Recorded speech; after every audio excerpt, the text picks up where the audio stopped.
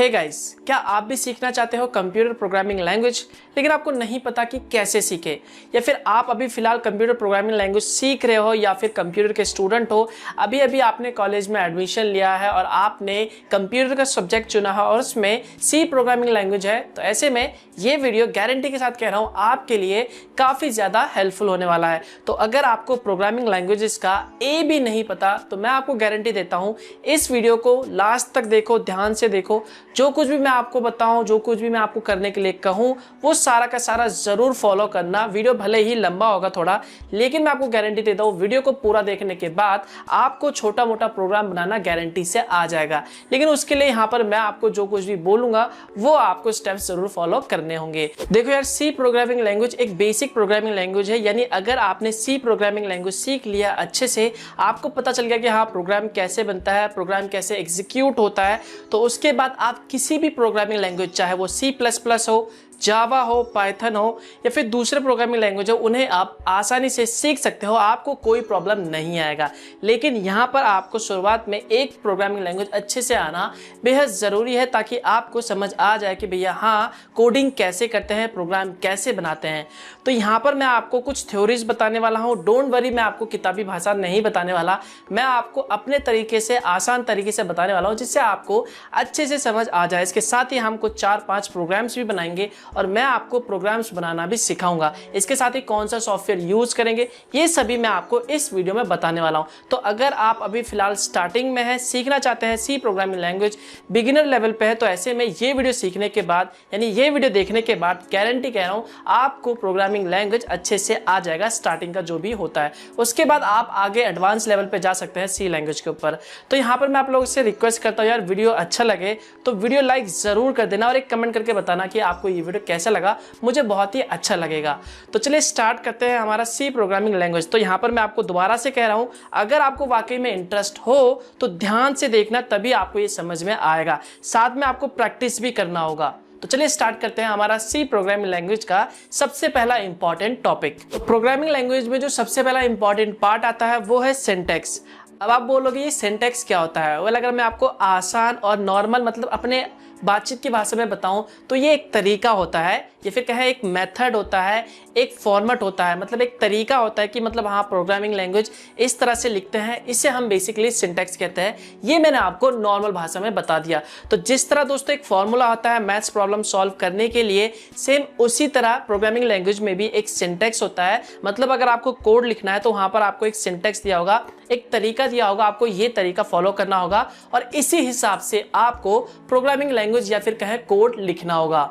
तो सी programming language में जो सबसे पहले ऊपर की साइड आता है सिंटैक्स में, वो होता है header file. Well, header file क्या होता है ये मैं आपको आगे समझा दूंगा। ये जो आपको ऊपर दिखाई दे रहा है #include.studio.ih, ये क्या होता है ये आपको आगे समझ आ जाएगा। फिलहाल जो आपको ध्यान रखना है वो बस सिंटैक्स है, एक तरीका है। उसके बाद क्या होता है, मेन आता है। मेन के बाद ये 2 कर्ली ब्रेसेस आते हैं, एक आता है ओपन और एक क्लोज कर्ली ब्रेसेस। तो सबसे पहला जो होता है उसे हम ओपन कर्ली ब्रेसेस कहते हैं और दूसरा जो होता है वो क्लोज कर्ली ब्रेसेस कहलाता है। तो इसके अंदर हम जो भी कोड लिखते हैं वो कोड एग्जीक्यूट होता है या फिर कहें रन होता है। तो इसी के अंदर हम प्रोग्राम लिखते हैं, इसी के अंदर हम स्टेटमेंट लिखते हैं, जिसके बाद हमारा जो प्रोग्राम है वो रन होता है। तो ये एक सिंटैक्स होता है सी लैंग्वेज का कोई भी प्रोग्राम बनाने के लिए। तो हो सकता है यहाँ पर आपको सिंटैक्स समझने में थोड़ी सी प्रॉब्लम हो, लेकिन डोंट वरी, मैंने आपको क्या कहा है, मैंने आपको कहा है कि वीडियो को पूरा देखना, ध्यान से देखना, तो ही आपको समझ आएगा। तो आगे जब आप प्रैक्टिकल करोगे तो आपको सिंटैक्स समझ में आ जाएगा। तो यहाँ पर अभी बस आपको ये ध्यान में रखना है कि ये एक फॉर्मूला होता है, एक तरीका होता है प्रोग्राम कोड लिखने का, जहाँ पर सबसे पहले सी प्रोग्रामिंग लैंग्वेज में सबसे ऊपर की साइड आता है हेडर फाइल और उसके बाद आता है मेन। मेन के बाद यहाँ पे कर्ली ब्रेसेस आते हैं और उसके अंदर हम जो भी स्टेटमेंट लिखेंगे या फिर कहें कोड लिखेंगे वो रन होता है। तो इसके बाद चलिए अब नेक्स्ट टॉपिक के बारे में जानते हैं, जो कि बहुत ही इंपॉर्टेंट है। डोंट वरी, आप जब थ्योरी समझने के बाद जब मैं आपको प्रैक्टिकल करवाऊंगा तो प्रैक्टिकल के साथ साथ जो मैंने थ्योरी करवाया था वो भी मैं आपको बताऊंगा, ताकि आपको अच्छे से समझ आ जाएगा। इसके बाद जो नेक्स्ट टॉपिक आता है इंपॉर्टेंट सी लैंग्वेज में, वो है डेटा टाइप्स और वेरिएबल्स। देखो, डेटा टाइप्स और वेरिएबल्स आपको सीखना बेहद जरूरी है कि आखिर में ये होता क्या है, तभी आप एक प्रोग्राम लैंग्वेज बना सकते हो सी लैंग्वेज के अंदर। तो यहाँ पर बेसिकली डेटा टाइप्स 2 तरह के होते हैं, एक प्राइमरी होता है, एक सेकेंडरी होता है। तो प्राइमरी में जो बेसिकली आते हैं वो आते हैं इंटीजर, कैरेक्टर, फ्लोट, डबल, और उसके बाद जो सेकेंडरी में आते हैं वो आते हैं एरे, पॉइंटर। तो यहाँ पर बेसिकली मैं आपको बेसिक्स बताने वाला हूँ। तो यहाँ पर मैं बेसिकली प्राइमरी डेटा टाइप्स का इस्तेमाल करने वाला हूँ, जैसे कि हो गया इंट हो गया, कैरेक्टर हो गया, फ्लोट हो गया।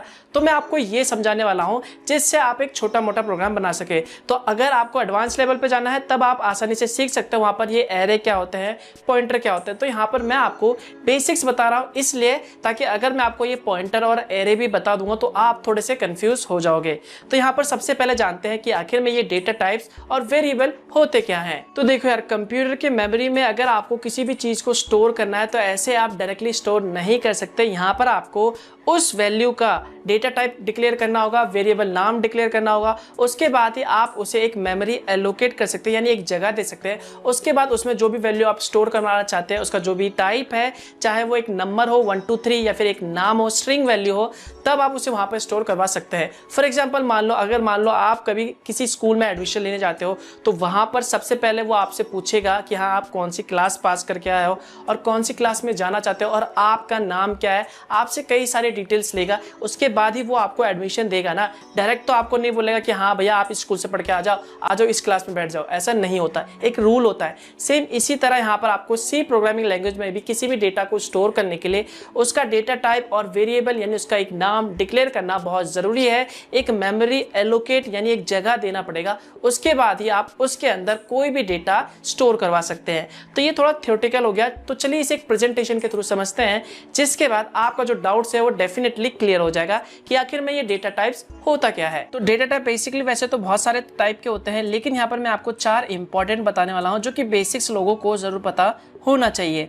तो यहाँ पर जो सबसे पहला आता है वो आता है कैर। बेसिकली ये कैरेक्टर वैल्यू को स्टोर करता है, यानी 1 बाइट को स्टोर करता है। यहाँ पर आपको ये 1 बाइट स्टोर करता है ये याद रखने की जरूरत नहीं है। जब आप सी प्रोग्रामिंग लैंग्वेज अच्छे से सीख जाओगे तब आपको ये आसानी से याद हो जाएगा।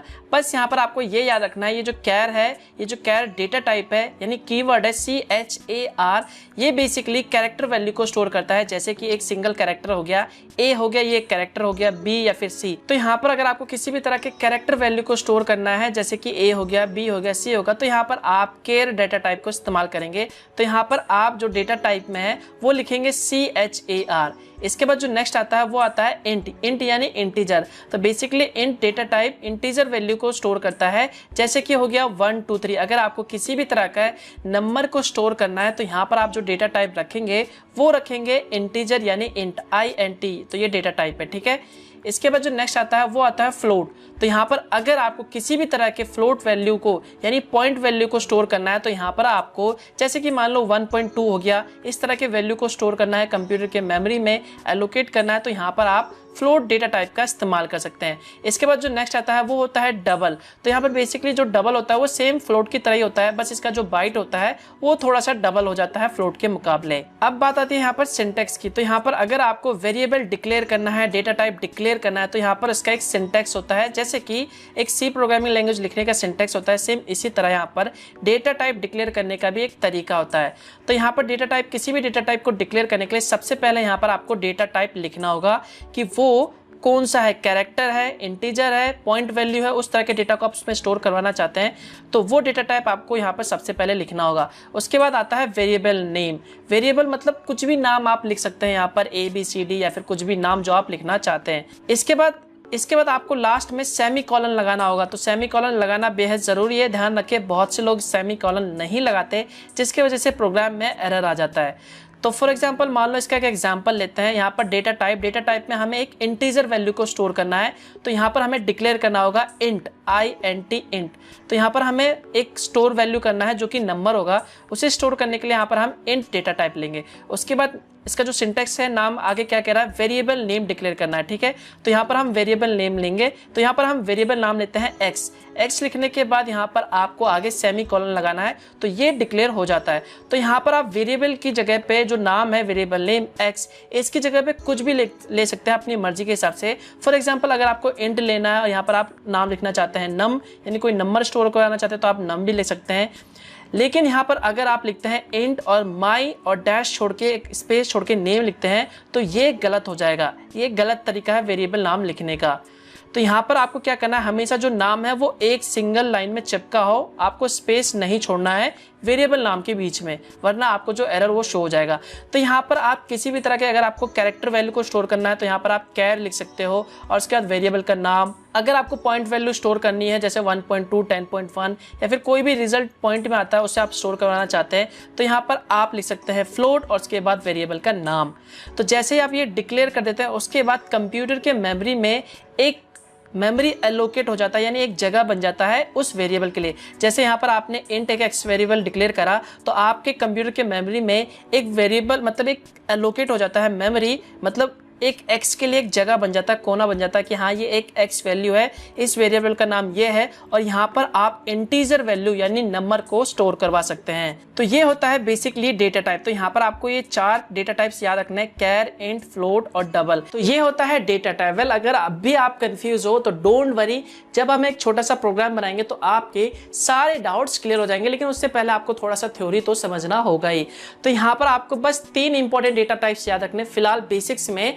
सबसे पहला जो आता है कैरेक्टर, जो कैरेक्टर वैल्यू यानी A, B, C, D इनको स्टोर करता है। दूसरा जो होता है वो होता है इंट यानी इंटीजर, जो कि बेसिकली नंबर वैल्यू को स्टोर करने के लिए इस्तेमाल किया जाता है। और तीसरा होता है फ्लोट यानी पॉइंट वैल्यू। अगर आपको किसी भी तरह के पॉइंट वैल्यू को स्टोर करवाना है या फिर आप जो प्रोग्राम बना रहे हो उसमें रिजल्ट जो आ रहा है वो पॉइंट वैल्यू में आ रहा है, तो यहाँ पर आपका जो फ्लोट वैल्यू को यानी फ्लोट डेटा टाइप को डिक्लेयर करना होगा। बस आपको ये याद रखना है, डोंट वरी, जब प्रोग्राम बनाएंगे तो आपको अच्छे से समझ आ जाएगा, मैं आपको सारा वहां पे क्लियर करवा दूंगा। तो अब आपको सी लैंग्वेज का सिंटेक्स पता है कि सिंटेक्स क्या होता है, कैसे डिक्लेयर करते हैं, और आपको ये भी पता है कि वेरिएबल क्या होता है, डेटा टाइप क्या होता है, डेटा टाइप यानी वेरिएबल को कैसे डिक्लेयर करा जाता है, ये सब आपको पता चल गया। इसके बाद जो लास्ट इंपॉर्टेंट चीज आता है जो आपको समझना बेहद जरूरी है, उसके बाद हम जो भी प्रोग्राम है वो बनाना स्टार्ट करेंगे, जिसके बाद आपका जो धीरे धीरे डाउट्स है वो सारा क्लियर हो जाएगा। तो यहाँ पर अब जो समझने की बात आती है वो आती है कुछ कीवर्ड्स या फिर कहें कुछ फंक्शंस, जिनका काम बेसिकली आप प्रोग्रामिंग लैंग्वेज बनाते वक्त आपको ध्यान में रखना होगा। और वो हर प्रोग्रामिंग लैंग्वेज, आप जब भी कोई भी सी प्रोग्रामिंग बनाओगे तो वो जरूर काम आएगा, उन्हें आपको वहां पे इस्तेमाल करना ही करना होगा। तो आपको इन्हें अच्छे से समझना होगा। तो चलिए आइए समझते हैं। तो सी प्रोग्रामिंग लैंग्वेज बनाते वक्त आपको कुछ इंपॉर्टेंट चीजें याद रखनी होंगी, जिसमें जो सबसे पहला जो कीवर्ड आता है या फिर कहें फंक्शन आता है जिसका नाम है प्रिंट एफ। वेल ये जो फंक्शन है ये बहुत ही इंपॉर्टेंट है और हर बार आपके इस्तेमाल होगा प्रोग्रामिंग लैंग्वेज में। इसका इस्तेमाल बेसिकली आप करते क्या है, किसी भी कैरेक्टर वैल्यू या फिर कहें रिजल्ट को या फिर आउटपुट प्रिंट करवाने के लिए आप प्रिंट एफ का इस्तेमाल करते हैं। तो यहाँ पर अगर आपको कोई भी वैल्यू या फिर कैरेक्टर वैल्यू हो या फिर कुछ भी स्क्रीन पे प्रिंट करवाना हो तो समझ लो यहाँ पर आपको प्रिंट एफ कीवर्ड का इस्तेमाल करना होगा। ये बात आपको ध्यान में रखना है, ठीक है। इसके बाद जो दूसरा फंक्शन आता है जिसका नाम है स्कैन एफ। वेल इसका इस्तेमाल कब करते हैं, किसी भी वैल्यू को रीड करने के लिए, असाइन करने के लिए। तो यहाँ पर आपने प्रिंट एफ से जो भी वैल्यू सामने स्क्रीन पे दिखाई, उसके बाद आपको जो भी असाइन करना है वो आप यहाँ पे सारा स्कैन एफ में असाइन करेंगे। वेल डोंट वरी, जब आप इसे प्रैक्टिकली करोगे तो आपको अच्छे से समझ आ जाएगा। तो बस आपको ध्यान में रखना जो स्कैन एफ होता है वो बेसिकली जो भी वैल्यू होता है उसे असाइन करने के लिए। तो बस आपको यहाँ पे याद रखना है कि स्कैन जो एफ होता है वो बेसिकली वैल्यू असाइन करने के लिए यानी दर्शाने के लिए या फिर उस वैल्यू को रीड करने के लिए इस्तेमाल किया जाता है। ये इतना बस आप ध्यान रख लेना, जब आप प्रैक्टिकल करोगे तो आपको अच्छे से समझ आ जाएगा। इसके बाद जो नेक्स्ट इंपॉर्टेंट चीज आता है वो है डेटा टाइप। यहाँ पर बेसिकली हम सी प्रोग्रामिंग लैंग्वेज में इंट को यहाँ पर %d से शो करते हैं। वेल अब आप पूछोगे ये %d है क्या, इसका क्या यूज है। वेल जब आप कोई प्रोग्रामिंग लैंग्वेज बनाओगे तब वहां पर आपको किसी वैल्यू को असाइन करना होगा या फिर उसमें वैल्यू असाइन करना होगा, तब यहाँ पर आप उसे इस्तेमाल करते हो। बस आपको इतना ध्यान रखना है, यहाँ पर जो इंट है उसे हम बेसिकली %d से शो करते हैं। जब हम एक प्रोग्राम बनाएंगे तब मैं आपको वहाँ पे इसका क्लियर कर दूंगा डाउट। उसके बाद जो कैरेक्टर वैल्यू होता है उसे बेसिकली हम %c से शो करते हैं, और या फिर जो स्ट्रिंग वैल्यू होती है यानी कॉम्बिनेशन ऑफ कैरेक्टर उसे बेसिकली हम %s से शो करते हैं, और जितने भी फ्लोट वैल्यू होता है उन्हें हम %f से दर्शाते हैं। तो यहाँ पर आपको ध्यान में रखना है, इन वैल्यूज को असाइन करने के लिए या फिर डिस्प्ले रिजल्ट डिस्प्ले करने के लिए यहाँ पर आप इन वैल्यूज का इस्तेमाल करेंगे। तो यहाँ पर आपको ये ध्यान में रखना है, इंट के लिए %d, कैरेक्टर के लिए %c, स्ट्रिंग के लिए %s और फ्लोट के लिए %f। तो यहाँ पर लगभग सभी के लिए तो सेम ही है, बस यहाँ पर इंटीजर का थोड़ा सा अलग है जो कि d है। तो ये ध्यान में रखना, जब प्रैक्टिकल करेंगे तो अच्छे से समझ आ जाएगा। इसके बाद जो नेक्स्ट इंपॉर्टेंट चीज़ आता है जो कि है हेडर फाइल्स। हेडर फाइल्स आपको जब भी कोई प्रोग्रामिंग लैंग्वेज लिखोगे तो ऊपर की साइड में सी प्रोग्रामिंग लैंग्वेज में, तो यहाँ पर आपको ऊपर की साइड यहाँ पर आपको #include conio.h और #include studio.h यहाँ पर ये जैसा लिखा हुआ है सेम आपको वहाँ पर ऊपर डिक्लेयर करना ही होगा, यानी ये आपको वहाँ पर ऐड करना ही होगा। इसी से जितने भी ये प्रिंट एफ और स्कैन फाइल है वो रन हो पाते हैं, ये बात आपको ध्यान में रखना है। इसके बाद जो नेक्स्ट इंपॉर्टेंट चीज आता है वो है सेमी कॉलन। जितने भी प्रोग्रामिंग लैंग्वेज आप लिखोगे, जो भी एक स्टेटमेंट लिखोगे, हर एक स्टेटमेंट के बाद आपको यहाँ पर सेमी कॉलन ये लगाना बेहद जरूरी है। उसके बाद ही आप जो दूसरा नीचे के लाइन है वो स्टार्ट करोगे, वरना अगर आप सेमी कॉलन नहीं लगाओगे तो ये आगे बंद नहीं होगा, वहां पर टर्मिनेट नहीं होगा। तो यहाँ पर आपको जितने भी स्टेटमेंट लगाने हैं उसके बाद आपको यहाँ पर सेमी कॉलन इस्तेमाल करना होगा। तो जब प्रोग्रामिंग में लैंग्वेज बनाएंगे, कोड बनाएंगे, कोड लिखेंगे, तो वहां पर आपको ये समझ आ जाएगा। इसके बाद जो नेक्स्ट आता है वो आता है ओपन और क्लोज ब्रेसेस। इसका इस्तेमाल क्या होता है, जैसे कि मेन में मैंने आपको बताया था, जो भी सिंटैक्स था सी लैंग्वेज का, एक मेन था और उसके बाद वहां पर कर्ली ब्रेसेस थे। तो यहाँ पर ये ओपन और कर्ली ब्रेसेस आपको हर बार लगाना बेहद जरूरी है, तो ये बात भी आपको ध्यान में रखना है। इसके बाद जो नेक्स्ट आता है वो आता है क्लियर SCR। इसका इस्तेमाल क्यों किया जाता है, इसका इस्तेमाल अगर आप स्क्रीन में जो भी चीज़ें हैं, जो भी आपने रिजल्ट आउटपुट करवाया है, रिजल्ट दिखाया है, उसे मिटाना चाहते हैं, डिलीट करना चाहते हैं, तो उसे आप इस्तेमाल कर सकते हैं। और इसके बाद जो नेक्स्ट चीज़ आता है वो है गेट CH। इसका इस्तेमाल आप स्क्रीन को होल्ड करने के लिए इस्तेमाल कर सकते हैं। तो यहाँ पर ये आपको थोड़ा सा कॉम्प्लिकेटेड लग रहा होगा, थोड़ा सा मुश्किल लग रहा होगा, आपके दिमाग में नहीं घुस रहा होगा कि आखिर में ये है क्या। डोंट वरी, आप एक अलग से कॉपी में मैंने आपको ये जो कुछ भी बताया, स्क्रीन में जो दिखाया, प्रिंट एफ, स्कैन एफ, ये जैसे मैंने वहाँ पे लिखा हुआ है वो बेसिकली कॉपी में लिख लो। जब मैं प्रोग्राम रन करूँगा, एक प्रोग्राम बनाऊँगा, तब आप वहाँ पे मैच करना, तो आपको अच्छे से समझ आ जाएगा, गारंटी के साथ कह रहा हूँ। तो चलिए अब हम बनाते हैं अपना एक छोटा सा प्रोग्राम। तो यहाँ पे सबसे पहले हम एक छोटा सा हेलो वर्ल्ड का प्रोग्राम बनाएंगे। उसके बाद हम इंट में यानी इंट डेटा टाइप को लेके दो वैल्यू को यानी यूजर से जैसे कि हम एंटर करें और उसके बाद उन दोनों वैल्यूज को ऐड करके जो भी रिजल्ट है वो दिखाना, ऐसा प्रोग्राम बनाएंगे हम यहाँ पे। तो यहाँ पर आपको इस प्रोग्राम को रन करने के लिए सबसे पहले एक सॉफ्टवेयर की जरूरत होगी जो कि है टर्बो सी या फिर कहे टर्बो C++। ये सॉफ्टवेयर फ्री है, इसका लिंक मैं आपको वीडियो के डिस्क्रिप्शन पार्ट में दे दूंगा। इसके अलावा कई सारे और भी सॉफ्टवेयर होते हैं, लेकिन ये जो टर्बो सी है या फिर कहे C++, ये बहुत ही इंपॉर्टेंट है। यहाँ पर आप सी लैंग्वेज भी रन कर सकते हो, साथ में C++ भी रन कर सकते हो। तो चलिए बनाते हैं हमारा एक छोटा सा हेलो वर्ल्ड प्रोग्राम। और 2 नंबर को ऐड कैसे करते हैं, ये इंटीजर यानी इंट डेटा टाइप का एक एग्जांपल है। तो जैसे आप इस सॉफ्टवेयर को डाउनलोड कर लेते हो वीडियो के डिस्क्रिप्शन पार्ट से, उसके बाद आपको इस सॉफ्टवेयर को एक्सट्रैक्ट करना होगा। ये जिप फाइल फॉर्मेट में होगा। तो एक्सट्रैक्ट करने के बाद ये कुछ इस तरह का दिखाई देगा। तो इसके बाद आपको इसे ओपन करना है और उसके बाद यहाँ पर टर्बो सी पे दोबारा से डबल क्लिक करना है और इसे टर्बो C++ पे दोबारा से डबल क्लिक करके यहाँ पर आपको एक ऑप्शन मिलेगा टर्बो C++.exe, ऐसा सिंबल दिखाई देगा। तो आपको इस पर डबल क्लिक करके इस एप्लीकेशन को ओपन कर लेना है। ध्यान रहे, ये जो एप्लीकेशन है बेसिकली आपको जब भी इस एप्लीकेशन को रन करना होगा तो आपको इस फोल्डर की जरूरत होगी, तो इसे डिलीट मत करना, ठीक है। और उसके बाद यहाँ पर अब आपको नया प्रोग्राम बनाने के लिए आप सिंपली न्यू प्रोजेक्ट पे क्लिक कर सकते हैं या फिर आप चाहे तो स्टार्ट टर्बो C++ पे क्लिक कर सकते हैं। तो मैं यहाँ पे क्लिक कर रहा हूँ। तो जैसे आप इस सॉफ्टवेयर को ओपन करेंगे डबल क्लिक करके, तो ये कुछ इस तरह का दिखाई देगा। अब आपको यहाँ पर फाइल पे क्लिक करना है और न्यू पे क्लिक करना है नए कोड लिखने के लिए। तो इस स्क्रीन को बड़ा करने के लिए, जो भी नीचे ये हटाने के लिए आपको यहाँ पे क्लिक करना है।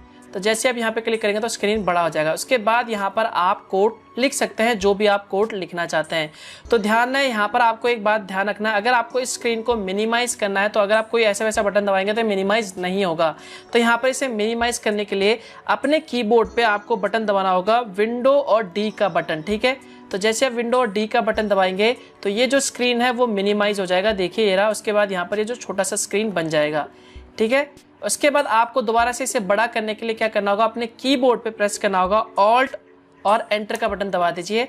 तो जैसे आप ऑल्ट एंटर का बटन दबाएंगे तो ये जो स्क्रीन है वो बड़ा हो जाएगा। तो इस तरह से आप इसे मिनिमाइज कर सकते हैं और बड़ा कर सकते हैं, ये बात ध्यान में रखना। तो इसके बाद अब आता है प्रोग्रामिंग कोड लिखना। तो मैंने जैसा कि आपको बताता, तो यहाँ पर सबसे पहले हम एक हेलो वर्ल्ड का छोटा सा प्रोग्राम बनाएंगे समझने के लिए। उसके बाद मैं आपको 2 वैल्यू को कैसे ऐड करते हैं यूजर से इनपुट करवा के वो सिखाऊंगा, जिसके बाद आपके सारे डाउट्स क्लियर हो जाएंगे, ठीक है।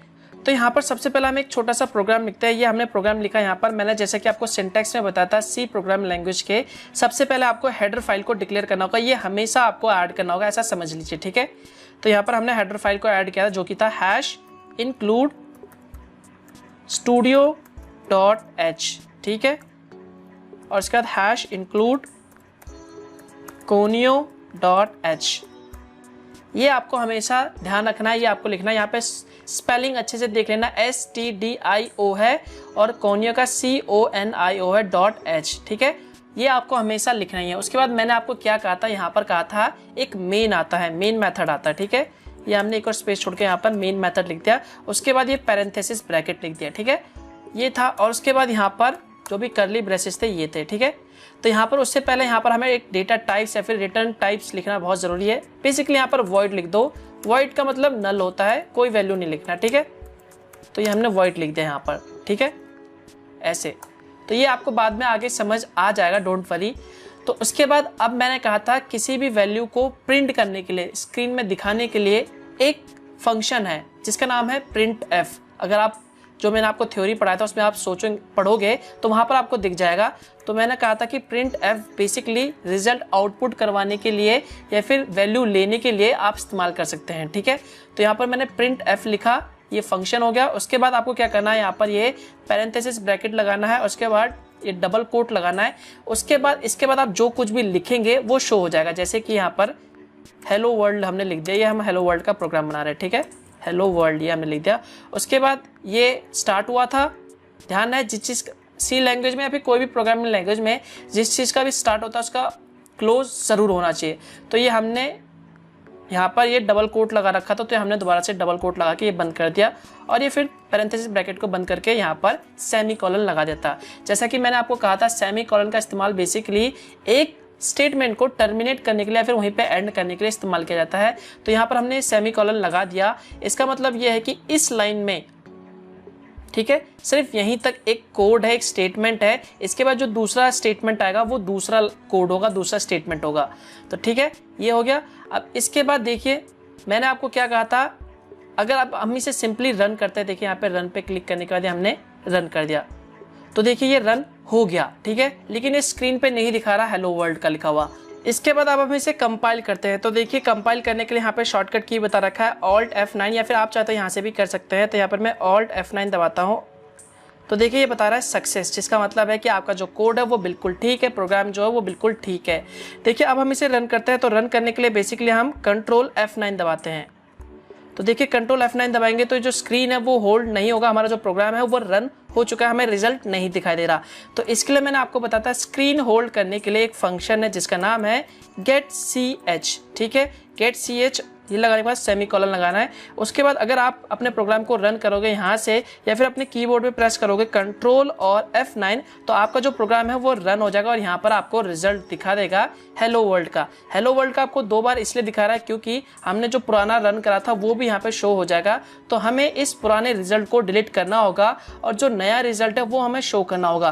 तो इसके लिए भी मैंने आपको एक फंक्शन बताया था जिसका नाम है क्लियर CR, ठीक है। तो यहाँ पर आपको क्लियर स्क्रीन का वो फंक्शन लगाना होगा जिसका नाम है CLR SCR, ठीक है, ये एक फंक्शन था और एक पैरेंथेसिस ब्रैकेट और ये सेमीकोलन।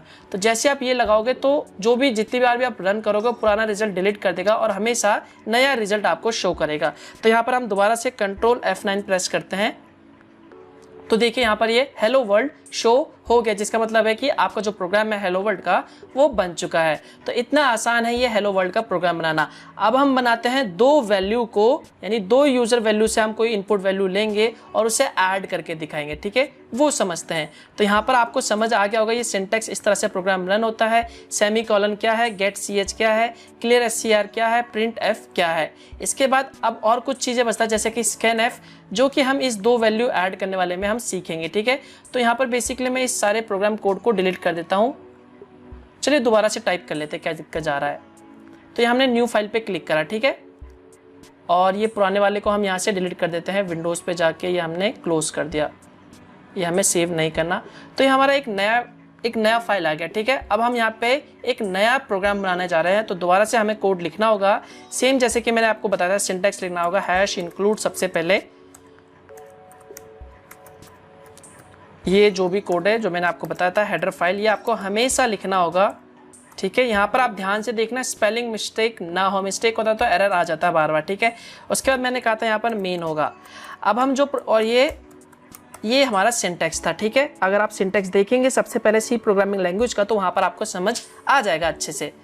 तो ये एक सिंटैक्स है। अब क्या करना है, हम यहाँ पर एक प्रोग्राम वैल्यू बना रहे हैं जिसमें हम 2 नंबर को लेंगे, 2 यूजर से वैल्यू एंटर करवाएंगे और उसका टोटल करके दिखाएंगे, उनका प्लस करके दिखाएंगे। तो यहाँ पर जो नंबर हमारे पास आएगा वो बेसिकली होगा एक इंट नंबर, ठीक है। तो यहाँ पर हमें data type, return type declare करना होगा। यहाँ पर हम इंट लिख देते हैं मेन, ठीक है। ये हमने लिख दिया यहाँ पर इंट। अगर आप ना भी लिखो तो भी चल जाएगा। तो ये लिखने के बाद अब हमें क्या करवाना है, सबसे पहले हमें यूजर से वैल्यू इनपुट करवाना है, ठीक है। तो यहाँ पर हमें डिस्प्ले में, मतलब स्क्रीन में आपको दिखाना होगा एंटर द नंबर 1, ठीक है, enter the value of number 1। तो यहाँ पर आपको प्रिंट में स्क्रीन दिखाने के लिए हम एक फंक्शन का इस्तेमाल करते हैं, प्रिंट एफ, ठीक है। ये प्रिंट एफ हमने इस्तेमाल किया और उसके बाद यहाँ पर पैरेंथेसिस ब्रैकेट और ये डबल कोट, और उसके बाद यहाँ पर लिखा हमने एंटर द फर्स्ट नंबर, ये हमने यहाँ पे लिख दिया, ठीक है। ये लिखने के बाद ये हमने यहाँ पे बंद कर दिया ये। तो यहाँ पर आपको स्क्रीन में सबसे पहले शो होगा एंटर द फर्स्ट वैल्यू। तो वहाँ पर आपको फर्स्ट वैल्यू यानी पहला नंबर डालना पड़ेगा, ठीक है। तो ये आपने स्क्रीन में शो कर दिया, लेकिन इससे पहले हमें वेरिएबल डिक्लेयर करना भी तो बहुत ज़रूरी है। तो यहाँ पर आप ऊपर की साइड यानी वेरिएबल डिक्लेयर कर सकते हैं, या फिर आप चाहे तो इसके नीचे भी डिक्लेयर कर सकते हैं, लेकिन हम यहाँ पर ऊपर वेरिएबल डिक्लेयर करें, ठीक है। ध्यान रहे ये स्टार्टिंग है तो ये क्लोज पॉइंट है, ये हमेशा इसके अंदर ही कोड लिखना, ठीक है। तो यहाँ पर हमने लिखा वेरिएबल, हमने एक इंटीजर वैल्यू लेनी है, इंटीजर वैल्यू को स्टोर करवाना है यानी नंबर होगा। तो यहाँ पर हम इंटीजर लेंगे, ठीक है। इंट नंबर स्टोर करवाना है तो इंट, ठीक है। इंट लिया और इसका नाम दे दिया ए, दे दिया हमने, ठीक है। ये ए हो गया। और दूसरा ले लिया इंट और ये बी ले लिया, ये सेमीकोलन लगा दिया, ठीक है। या फिर आप चाहे तो इसकी जगह पे यहाँ पर ऐसे भी लिख सकते हैं, देखिए ये इंट लिख दिया, कॉमा लगा के बी लगा दिया और ये सेमीकोलन लगा दिया, ठीक है। ये हो जाएगा। तो यहाँ पर हम सिंपली वैसे लिख लेते हैं ताकि आपको अच्छे से समझ आ जाए। ये हमने लिख दिया इंट बी, ठीक है, ये लगा दिया सेमीकोलन, ठीक है। तो यहाँ पर हमने 2 वेरिएबल डिक्लेयर करे, यानी एक मेमोरी में एक जगह बना दी इंटीजर का ए नाम का और एक दूसरा बी नाम का, जिसमें 2 नंबर वैल्यू सेव होंगे, ठीक है, सेव होंगे। तो यहाँ पर हमने एक फंक्शन लिखा प्रिंट एफ, जिसमें लिखा एंटर द फर्स्ट नंबर, मतलब सबसे पहला नंबर आपको एंटर करना है। इसके बाद अब इसमें जो भी नंबर आएगा उसे हमें असाइन करना जरूरी है ना, कि इसमें जो भी नंबर डाले उसे हम ए में डालें या फिर बी में डालें। तो ए में डालने के लिए आपको क्या करना होगा, जिसमें भी डालना आपको वो वैल्यू नंबर, यहाँ से जो भी ये नंबर एंटर करेगा यूजर, वो वैल्यू अगर आपको ए में डालना है तो यहाँ पर आपको लिखना होगा स्कैन एफ। याद है मैंने कहा था स्कैन एफ का बेसिकली इस्तेमाल आप वैल्यू को असाइन करने के लिए इस्तेमाल कर सकते हैं। तो यहाँ पर आपको फंक्शन टाइप करना है स्कैन एफ और ये लगाना है दोबारा से, और उसके बाद इंटीजर वैल्यू है तो इंटीजर वैल्यू के लिए मैंने आपको कहा था %d, याद है आपको अच्छे से। अगर आप वहाँ पे जाके जो इंपॉर्टेंट बातें हैं उसमें अगर आप देखोगे तो वहाँ पर मैंने कहा था इंटीजर वैल्यू यानी नंबर वैल्यू के लिए हमेशा यहाँ पर %d लगाएंगे, ठीक है। और फिर ये डबल कोट करके हमने बंद कर दिया। अब यहाँ पर आपको एक कॉमा लगाना है और उसके बाद यहाँ पर आपको लिखना है एंड, और जिस भी वैल्यू में आप स्टोर करवाना चाहते हैं, जैसे यहाँ पे हमने 10 लिखा तो 10 को अगर आप ए में स्टोर करवाना चाहते हो तो यहाँ पर आपको ए लिखना है, ठीक है। ये हमारा हो गया। और यहाँ पर हमने ये पैरेंथेसिस क्लोज कर दिया और उसके बाद यहाँ पर हमने सेमीकोलन लगा दिया, ठीक है। तो ये यहाँ पर जो भी वैल्यू हम एंटर करेंगे ए, मतलब 1 2 3 4 5 जो भी नंबर, वो ए में स्टोर हो जाएगा, ठीक है। उसके बाद अब हमें क्या करना है, दूसरा वैल्यू लेना है प्रिंट एफ। ये हमने दूसरा वैल्यू लिया, थोड़ा सा स्पेस छोड़ दें ताकि आपको समझ आ जाए। ये हमने छोड़ा, ठीक है। यहाँ पर अब दूसरा वैल्यू एंटर करवाना है हमें, प्रिंट एफ दोबारा से लिखना होगा सेम दूसरा वैल्यू एंटर करवाने के लिए, और यहाँ पे लिखना होगा एंटर द सेकंड नंबर, ठीक है।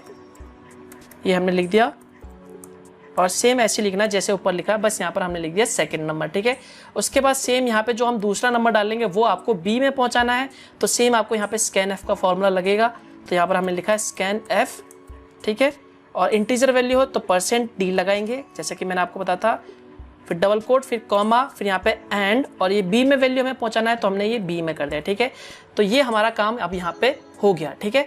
अब हम जो भी वैल्यू यहाँ पर एंटर करेंगे फर्स्ट में वो ए में पहुंच जाएगा, और इसका दूसरा जो हमें नंबर पूछेगा वो पूछेगा बी में, तो ये हमारा पहुंच जाएगा बी में, ठीक है। तो अब इसके बाद क्या करना है, अब इसके बाद हमें एक तीसरा वेरिएबल लेना है जिसमें इन दोनों का ऐड या फिर कहे जोड़ हमें ऐड करना होगा।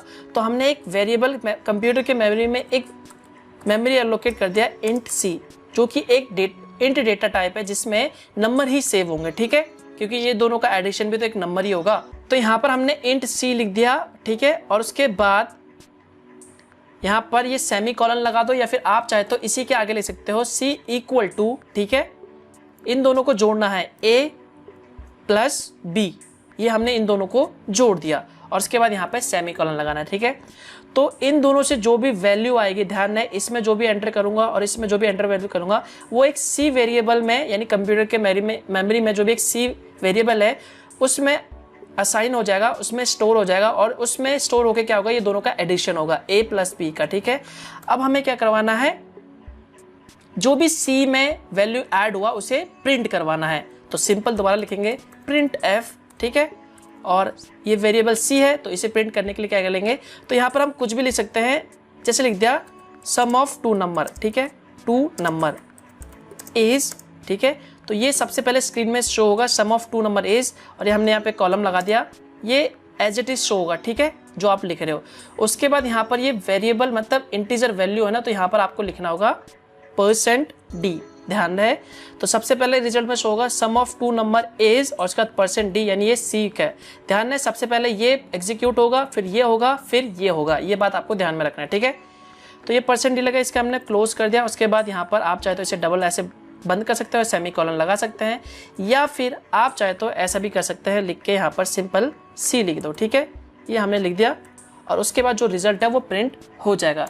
तो यहाँ पर अब डायरेक्टली रन करोगे तो रन नहीं होगा, तो यहाँ पर आपको स्क्रीन होल्ड करने के लिए गेट ch लगाना बेहद ज़रूरी है, ठीक है। ये हमने गेट ch लगा दिया और यहाँ पर पुराने स्क्रीन को मतलब कैंसिल करने के लिए यहाँ पर आपको CLR SCR यानी पुराने रिजल्ट को डिलीट करने के लिए और नया रिजल्ट प्रिंट करने के लिए आपको यहाँ पर ये CLR SCR हमेशा लगाना होगा, ठीक है। तो हमारा जो दो प्रोग्राम जो वो है वो रेडी हो चुका है। 2 नंबर का जो प्रोग्राम, हम 2 नंबर लेंगे, उसके बाद उन्हें ऐड करके उनका जो रिजल्ट है वो शो हो जाएगा। तो अब हम इसे सिंपली रन करते हैं। तो रन करने के लिए आप यहाँ पे रन पे क्लिक कर सकते हैं, या फिर आप चाहे तो कीबोर्ड में प्रेस कर सकते हैं कंट्रोल और F9। तो देखिए जैसे ही आपने कंट्रोल F9 दबाया तो आपका जो स्क्रीन है वो सामने आ गया। जैसे कि मैंने आपको प्रोग्राम में बताया था, ये आपसे सबसे पहले पूछेगा एंटर द फर्स्ट नंबर। तो हमने फर्स्ट नंबर यहाँ पर 10 प्रिंट करा, ध्यान है यहाँ पर इंटीजर वैल्यू होना चाहिए, ठीक है। तो 10 प्रिंट करा। उसके बाद दूसरा कोड रन होगा एंटर द सेकंड वैल्यू वाला, तो सेकंड वैल्यू में हम 20 डालते हैं। तो अब इसके बाद क्या था, हमारा जो तीसरा वेरिएबल था उसमें रिजल्ट प्रिंट होना चाहिए। तो इन दोनों का जो टोटल है 30 होता है, तो वहां पे लिखाना चाहिए the sum of two number is, colon लगा के 30 प्रिंट होना चाहिए। तो हमने ये 20 लिख के एंटर मार दिया। तो देखिए यहाँ पे शो हो रहा है sum of two number is colon और 30। तो इस तरह से आप 2 प्रोग्राम बना सकते हो 2 एडिशन नंबर के लिए। तो आपने देखा कि कितनी आसानी से आप एक इंटीजर वैल्यू यानी 2 इंटीजर वैल्यू लेके उसे कैसे ऐड कर सकते हैं। तो इस तरह से आप प्लस माइनस डिवीजन के प्रोग्राम आसानी से बना सकते हैं। तो ये तो बेसिकली था इंटीजर डेटा टाइप के लिए। अब हम बात करते हैं फ्लोट और कैरेक्टर डेटा टाइप के लिए। तो चलिए मैंने एक पहले से प्रोग्राम बना रखा है। वीडियो वैसे ही काफ़ी लंबा हो चुका है, तो यहाँ पर मैंने प्रोग्राम पहले से जो भी कैरेक्टर है उसके लिए बना रखा है। तो मैं आपको यहाँ पर बस एक्सप्लेन करने वाला हूँ, आपको अच्छे से समझ आ जाएगा। तो यहाँ पर अगर मैं दोबारा से पूरा प्रोग्राम लिखूंगा तो उसके लिए काफ़ी ज़्यादा टाइम लग जाएगा। तो बस मैंने प्रोग्राम पहले से लिख रखा है, आपको समझाऊंगा और एक्सप्लेन करते हैं। तो चलिए जानते हैं कि आखिर में ये कैरेक्टर और फ्लोट के जो प्रोग्राम होते हैं वो कैसे होते हैं। तो देखिए यहाँ पर मैंने पहले से ही एक कैरेक्टर का जो भी प्रोग्राम है वो बना रखा है, जहाँ से मैं एक कैरेक्टर एंटर करवाऊंगा यूजर से, और जो भी कैरेक्टर एंटर करवाया उसे रिजल्ट में मैं प्रिंट करूंगा। तो जैसा कि यहाँ पर मैंने आपको बताया था, सबसे पहले आपको हेडर फाइल डिक्लेयर करना होगा, यहाँ पर डालना होगा। उसके बाद मेन आएगा, उसके बाद यहाँ पर क्लियर SCR लिख के ये स्क्रीन को क्लियर करने के लिए, और यहाँ पर हम डेटा टाइप को डिक्लेयर करेंगे। तो यहाँ पर हमने कैरेक्टर लिया, X लिया। ध्यान रहे कैरेक्टर में सिर्फ आप एक ही वैल्यू को स्टोर कर सकते हैं, जैसे कि A हो गया, B हो गया, C हो गया, D हो गया, ठीक है। और यहाँ पर हमने प्रिंट F करवाया और यूजर से हमने एक फर्स्ट लेटर लिया, ठीक है। तो यहाँ पर लिखा हमने एंटर द फर्स्ट लेटर, तो यहाँ पर हमने फर्स्ट लेटर एंटर करेंगे। उसके बाद यहाँ पर जो भी वैल्यू पहुँचा उसे हमें X में पहुंचाना है, ठीक है। X में यानी कैरेक्टर के जो भी मेमोरी एलोकेशन है उसमें पहुंचाना है। तो हमने यहाँ पर स्कैन F लिया, ठीक है। और उसके बाद कैरेक्टर को याद रहा, कैरेक्टर एक सिंगल कैरेक्टर को शो करने के लिए बेसिकली हम यहाँ पर %C लगाते हैं, C लगाते हैं। हमने इंटीजर वैल्यू में पहुंचाने के लिए हमने यहाँ पर %D लगाया था, लेकिन यहाँ पर कैरेक्टर है तो कैरेक्टर के लिए जो मैंने आपको बताया था जो थ्योरी बातें में इंपॉर्टेंट चीज़ है, वहाँ पर मैंने आपको बताया था कैरेक्टर के लिए, एक सिंगल कैरेक्टर के लिए हमेशा %c होता है, तो वो %c आपको यहाँ पे लिखना है, उसके बाद कॉमा लगाना है एंड लिख के x में करना है। तो यहाँ पर आपको जो भी वैल्यू आप एंटर करेंगे वो x में पहुँच जाएगा, ठीक है। अब यहाँ पर वैल्यू पहुँच चुका है, अब इसके बाद हमें क्या प्रिंट करवाना है, जो भी x की वैल्यू, ठीक है। तो हमने लिखा print f the letter is, तो ये पूरा एज इट इज शो होगा जो आप यहाँ पे लिखेंगे।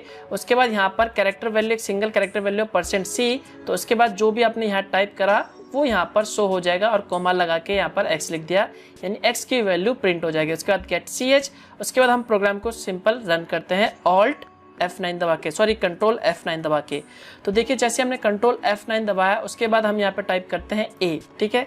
A हमने एंटर करा तो रिजल्ट हमारा शो हो रहा है द लेटर इज A, ठीक है। उसके बाद हम इस प्रोग्राम को दोबारा से रन करते हैं, देखिए कंट्रोल F9 हमने, अब यहाँ पर हमने कोई एक बड़ा नाम टाइप कर दिया, मान लो ये मनोज, देखो मैंने टाइप कर दिया, ठीक है। तो यहाँ पर हमने सिर्फ एक वैल्यू स्टोर करवाई थी, सिर्फ एक कैरेक्टर, पहला कैरेक्टर, ठीक है। अगर मैं यहाँ पे पूरा नाम टाइप करता हूँ, चाहे जितना भी बड़ा नाम टाइप करता हूँ, देखिए, और एंटर प्रेस करता हूँ, तो यहाँ पर ये सिर्फ एक ही सबसे पहला कैरेक्टर लेगा, एक कैरेक्टर लेगा जो कि है M। तो रिजल्ट में बेसिकली सिर्फ M ही शो करेगा, बाकी जो कैरेक्टर है वो शो नहीं करेगा, क्योंकि उसके लिए हमने वहाँ पे मेमोरी स्पेस एलोकेट नहीं करा था। तो देखिए मैं ये लिखने के बाद एंटर प्रेस करता हूँ तो यहाँ पर सिर्फ ये M शो कर रहा है, ठीक है। तो यहाँ पर अगर आपको कैरेक्टर मतलब मल्टीपल कैरेक्टर स्टोर करने हैं तो आपको क्या करना होगा, जहाँ पे भी आपने वेरिएबल डिक्लेयर करा है, कैरेक्टर वेरिएबल का नाम ये x रखा हुआ है, या फिर यहाँ पर आप कुछ भी लिख सकते हैं इसकी जगह पे। तो यहाँ पर अगर आपको एक लंबा नाम प्रिंट करवाना है, मल्टीपल कैरेक्टर्स को स्टोर करना है, तो आपको क्या करना होगा, जहाँ पे भी आपने वेरिएबल डिक्लेयर करा, फॉर एग्जाम्पल यहाँ पर आपने कैरेक्टर वेरिएबल डिक्लेयर करा है, तो इसके आगे आपको यहाँ पर जो भी स्पेस है वो देना होगा। तो यहाँ पर हम ये ब्रैकेट लगा के 20 दे देते हैं, तो इसका मतलब यह है कि x में आप 20 कैरेक्टर यानी 20 कैरेक्टर, जैसे MANOJ मनोज हो गया, तो ये 5 कैरेक्टर हो गए, तो यहाँ आप 20 कैरेक्टर तक स्टोर कर सकते हैं। ध्यान रहे यहाँ पर एक कैरेक्टर के लिए आप C लगाते थे, अगर आपको बहुत सारे कैरेक्टर स्टोर करवाने होगा तो यहाँ पर आप C की जगह पे हमेशा S लगाओगे, जो कि स्ट्रिंग कहलाता है, जैसा कि मैंने वहाँ पर आपको इंपॉर्टेंट बातें में बताया था, ठीक है। तो जहाँ जहाँ C लगाया था वहाँ पर आपको यहाँ पर %S लगाना है, ठीक है। तो ये S लगा दिया, ठीक है। उसके बाद हम जो भी वैल्यू एंटर करेंगे देखिए हो जाएगा। तो ये हमने इस प्रोग्राम को सिंपली रन किया कंट्रोल F9 दबा के, तो देखिए कंट्रोल F9 हो जाएगा। अगर हम अब मनोज पूरा लिखेंगे तो ये पूरा मनोज शो करेगा, क्योंकि हमने वहाँ पर जो वैल्यू है वो बेसिकली 20 कैरेक्टर तक स्टोर कर सकता है, तो ये आसानी से शो करके दिखा देगा। देखिए मनोज दिखा दिया। तो यहाँ पर आपने देखा कि कैसे आप एक सिंगल कैरेक्टर या फिर कहें एक स्ट्रिंग वैल्यू को स्टोर करवा सकते हैं। सेम इसी तरह फ्लोट का भी होता है। देखिए मैं आपको फ्लोट का भी समझा देता हूं। अगर फ्लोट वैल्यू स्टोर करवाना है तो यहाँ पर आपको वेरिएबल डिक्लेयर करना होगा फ्लोट, FLOAT, फ्लोट यानी पॉइंट वैल्यू, ठीक है। और उसके बाद यहाँ पर हमने वेरिएबल का कुछ भी नाम रख दिया, A रख दिया, ठीक है। उसके बाद यहाँ पर कहेंगे एंटर द फ्लोट वैल्यू। देखिए हमने ये करवा दिया एंटर द फ्लोट वैल्यू, ठीक है, ये हमने करवा दिया। उसके बाद जो भी हमने यहाँ वैल्यू एंटर करा वो बेसिकली हम यहाँ पर A में पहुंचा दे रहे हैं, ठीक है। लेकिन यहाँ पर मैंने आपको कहा था फ्लोट के लिए बेसिकली हम जो भी असाइन वैल्यू करने के लिए यहाँ पर F लगाते हैं, %F। तो मैंने वो %F यहाँ पे लगा दिया। आप अगर थ्योरी वाली जो बातें मैंने आपको बताई थी वो पढ़ोगे तो आपको अच्छे से समझ आ जाएगा, अगर वो आप यहाँ पे रिलेट करोगे, ठीक है। इसके बाद जहाँ पर देखिए तो यहाँ पर ये हमारा फ्लोट का प्रोग्राम इतनी आसानी से बन चुका है। तो यहाँ पर हम एक फ्लोट वैल्यू एंटर करवाएंगे 10 पॉइंट समथिंग कुछ, ठीक है। तो यहाँ पर ये %F एंड A आ गया, देखिए, ठीक है। उसके बाद यहाँ पर आपने जो भी वैल्यू एंटर करवाई, मतलब यहाँ पर आपने 10.12 डलवा दी, तो ये यहाँ आ जाएगा। उसके बाद ये बेसिकली रिजल्ट को शो करवा देगा, ठीक है। तो यहाँ पर बेसिकली आप इसकी जगह पे एक लंबा प्रोग्राम भी बना सकते हैं दो फ्लोट वैल्यू को ऐड करने के लिए। जैसे कि हमने दो नंबर को ऐड करने के लिए इंट डेटा टाइप का इस्तेमाल करके सेम वहाँ पर जहाँ पे भी इंट है वहाँ पर आप फ्लोट कर दो, और जहाँ पे %d है वहाँ पर f लगा दो, तो वो प्रोग्राम बन जाएगा सेम एज इट इज, ठीक है। तो यहाँ पर हम इसे सिंपली रन करते हैं कंट्रोल F9 दबा के। तो ये एरर बता रहा है, देखिए एरर क्या बता रहा है यहाँ पर, अनडिफाइंड सिंबल x। हाँ जी हाँ, देखिए यानी ये x सिंबल, तो यहाँ पर हमने a सिंबल टाइप करा था, तो ऐसे एरर शो होते तो आपको चेक करना होगा। तो यहाँ पर हमारे वेरिएबल का नाम था a, लेकिन हम यहाँ पर x टाइप कर रहे हैं, तो यहाँ पर आपको a टाइप कर दोगे और उसके बाद कंट्रोल F9 दबाओगे तो आपका जो प्रोग्राम है वो रन हो जाएगा। उसके बाद यहाँ पर आप 10.2 वैल्यू स्टार्ट करोगे और एंटर दबाओगे तो देखिए यहाँ पर आपको ये फ्लोट वैल्यू में दिखा देगा 10.2। तो इस तरह से आप फ्लोट वैल्यू को भी एंटर करवा सकते हैं। इसका दोबारा से प्रोग्राम रन करते हैं और सिंपली हम एक इंटीजर वैल्यू टाइप करते हैं, तो ये शो करता है, देखते हैं 0.000 लगा दे रहा है, जिसका मतलब है कि ये पॉइंट वैल्यू को शो करता है। तो दोस्तों आपने देखा कि कितनी आसानी से आप डेटा टाइप जो कि कैरेक्टर है, फ्लोट है, इंटीजर है, उनके प्रोग्राम बना सकते हैं। तो यहाँ पर बहुत ही आसान है। अब आपको सिंपली क्या करना है, आपको इसे प्रैक्टिस करना है। जो भी प्रोग्राम मैंने बताया सेम पहले उसी के हिसाब से वही प्रोग्राम आप कॉपी कर लो, कॉपी में लिख लो, उसके बाद उसे रन करके देखो और उसे समझो अच्छी तरह जो भी मैंने आपको बताया। हालांकि इसके बाद भी कई सारे टॉपिक्स हैं, मैं आपको बताना चाह रहा था फोर लूप क्या होता है, डिसीजन मेकिंग जैसे कि इफ एल्स क्या होता है, लेकिन ये वीडियो काफ़ी ज़्यादा लंबा बन चुका है। ये बेसिक्स है, आपको छोटे मोटे प्रोग्राम बनाना अब आ जाएगा। आप खुद से ट्राई कर सकते हो, ट्राई करके देखोगे तो ज़रूर होगा। तो यहाँ पर देखो, अब इसके आगे अगर आपको पूरा सी लैंग्वेज सीखना है तो नीचे मैंने वीडियो के पार्ट में डिस्क्रिप्शन में सारे टॉपिक वाइज लाइन दे दिया। तो आपको इंटरनेट पे उन टॉपिक्स को एक एक करके सर्च करना होगा। सर्च करने के बाद आपको इंटरनेट में हिंदी में मिल जाएगा, डोंट वरी, वीडियोस काफ़ी सारे हैं। बस वो टॉपिक सर्च करो इन हिंदी या फिर गूगल कर लो, वहाँ पर आपको वीडियोस मिल जाएंगे या फिर आर्टिकल मिल जाएंगे।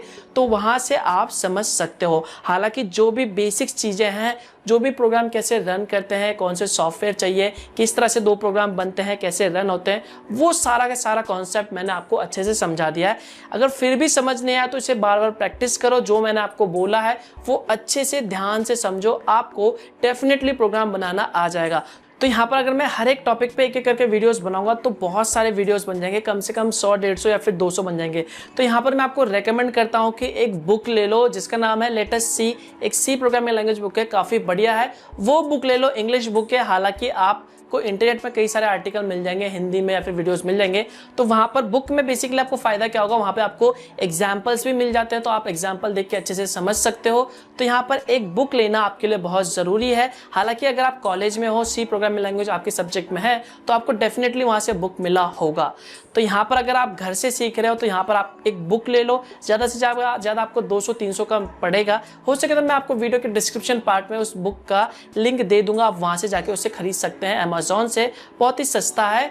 तो बस यही था, आप प्रैक्टिस करो। जो भी बेसिक चीज़ें थी बिगिनर के लिए था कि प्रोग्राम कैसे रन होता है, डेटा टाइप क्या होते हैं, सिंटैक्स क्या होता है, वो सारा का सारा भैया मैंने आपको बता दिया। मेरा काम हो गया, मतलब अब आप खुद से प्रोग्राम बना सकते हो और खुद से सीख सकते हो। तो ये जो भी स्टेप्स मैंने आपको बताया ये बिगिनर लेवल के, तो आपको ज़्यादा से ज़्यादा प्रैक्टिस करना होगा, तभी आपको समझ आएगा, तभी आपको ये जो भी स्टेटमेंट है या फिर कहें सिंटैक्स है वो लिखना आएगा। अगर आप एक दिन कर रहे हो, दूसरे दिन नहीं कर रहे हो, तो ऐसे में आपको समझ नहीं आएगा।